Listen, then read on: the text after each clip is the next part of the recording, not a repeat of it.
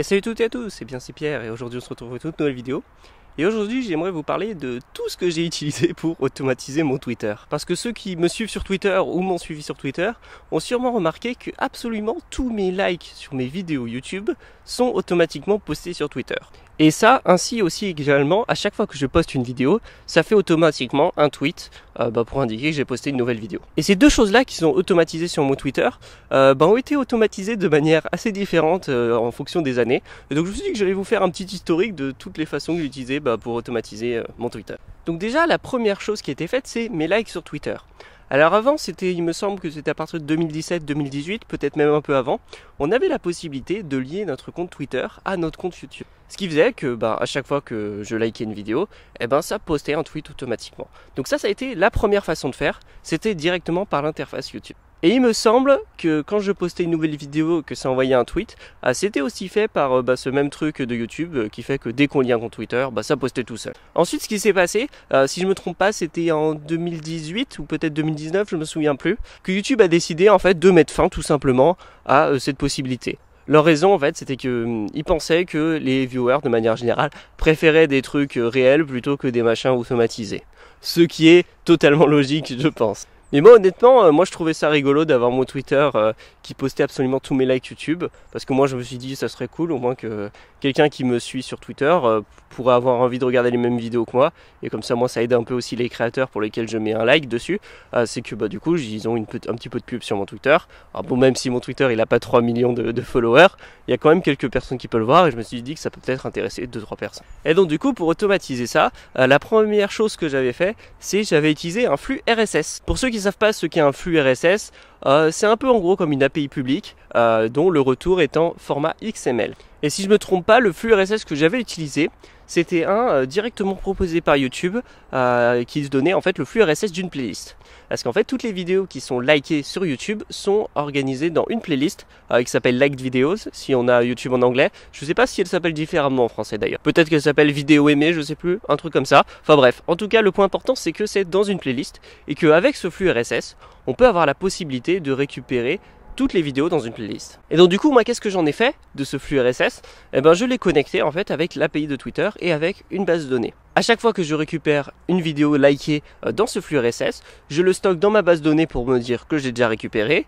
Et après, je la poste sur Twitter en utilisant l'API. La raison pour laquelle je stocke dans la base de données, c'est parce qu'en fait, le flux RSS, je vais l'appeler, il me semble, toutes les heures pour vérifier s'il n'y a pas de nouvelles vidéos dedans. Ce qui fait que si j'ai une vidéo que j'ai déjà likée et que donc du coup j'ai déjà tweeté à propos de cette vidéo, ça évite de tweeter une deuxième fois pour cette même vidéo. C'est ça l'intérêt de le stocker en fait dans une base de données. Et ensuite, un peu plus tard, c'était quand ça? Il me semble que c'était en 2019. Nouveauté de YouTube, il décide que les playlists de vidéos likées ne sont plus publiques.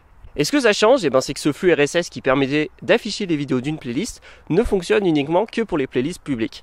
Donc les vidéos aimées étaient donc exclues du flux RSS.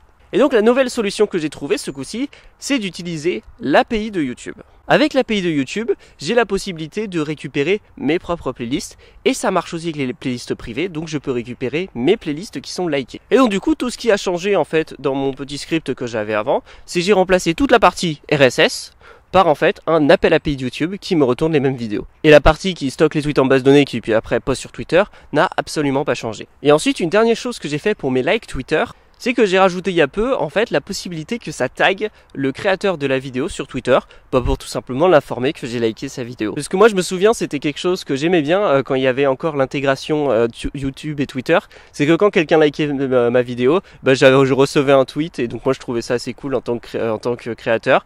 Donc je me suis dit que ça pourrait plaire à d'autres créateurs aussi. Donc je me suis dit que je devrais quand même faire un petit peu plus d'efforts pour au moins intégrer cette possibilité de taguer le créateur de la vidéo sur Twitter. Mais du coup, vu qu'on n'a plus aucun lien entre les comptes Twitter et les comptes YouTube, comment est-ce que j'ai fait? Et la solution que j'ai trouvée, en fait, c'est de créer ma propre API qui va répertorier les comptes Twitter des chaînes YouTube. Et pour trouver les comptes Twitter des chaînes YouTube, je vais tout simplement en fait regarder les liens que les créateurs ont mis dans leur page à propos d'eux. Parce que pour ceux qui ne savent pas, sur YouTube, il y a un onglet qui s'appelle à propos d'eux, sur lequel on peut mettre des liens vers à peu près ce qu'on veut, et dont par exemple des liens de Twitter. Et il y a beaucoup de créateurs qui mettent leur compte Twitter là-dedans. Donc ce que j'ai fait, c'est que j'ai fait un script de web scraping. D'ailleurs, j'ai fait du tutoriel au sujet du web scraping, je vous mettrai les liens quelque part sur l'écran ou dans la description pour ceux que ça intéresse. Et donc du coup je me balade sur la page web de YouTube, donc sur la partie à propos d'eux, et je récupère les liens. Et donc ça en fait c'est un script qui est appelé en fait en prenant comme entrée un ID de chaîne YouTube. Donc du coup j'ai une API pour laquelle je lui balance un ID de chaîne YouTube. Si elle connaît déjà la chaîne, elle va renvoyer le compte Twitter. Et si elle la connaît pas, elle va se balader sur YouTube, regarder dans les liens, voir s'il y a un compte Twitter. Et si elle en trouve un, elle le renvoie. Et aussi, si elle le trouve un, elle le sauvegarde pour que la prochaine fois que quelqu'un demande le compte Twitter de la même chaîne YouTube, elle le renvoie directement sans passer par YouTube. D'ailleurs, ce projet-là, je peux vous le mettre dans la description pour ceux qui s'intéressent de jeter un œil à comment ça fonctionne. Donc si jamais ça vous intéresse, ça sera là. Ce qu'on pourrait faire d'ailleurs pour améliorer ce script, c'est vu qu'il n'y a pas tous les créateurs qui mettent les liens dans leur onglet à propos d'eux, on pourrait par exemple faire en sorte que ça prenne la dernière vidéo et que ça vérifie aussi dans la description si par hasard il n'y aurait pas un lien Twitter. Et donc tout ça c'est uniquement pour mes likes YouTube. Parce que ce que je ne vous ai pas parlé, c'est comment en fait je fais mes annonces de nouvelles vidéos sur Twitter automatiquement. Vu que ça aussi ça a été retiré, il a fallu que je le refasse. Et donc comment j'ai résolu ça? Ça rentre dans un projet plus général que j'ai autour de ma chaîne, ce qui est en fait d'automatiser tous mes réseaux sociaux à chaque fois que je poste une vidéo YouTube. Donc ce que j'ai, c'est que j'ai un script qui tourne je crois toutes les heures pour en fait aller sur ma chaîne et récupérer toutes mes vidéos YouTube et les stocker dans une base de données si je ne les ai pas déjà. Pour faire ça, avant je passais par un flux RSS et puis vu que j'ai fait le changement pour l'API pour les likes, je me suis dit que j'allais le faire aussi pour les vidéos. Donc ensuite, une fois que les vidéos YouTube sont sauvegardées dans la base de données, j'ai un autre script qui tourne qui en fait va prendre pour chacune de mes vidéos YouTube, vérifier s'il y a un tweet associé sur mon compte Twitter. Pour vérifier s'il y a un tweet associé, en fait, je vais vérifier si moi j'ai stocké un tweet dans ma base de données. Si je ne l'ai pas stocké, c'est que je considère que je n'ai pas encore tweeté à propos de cette vidéo.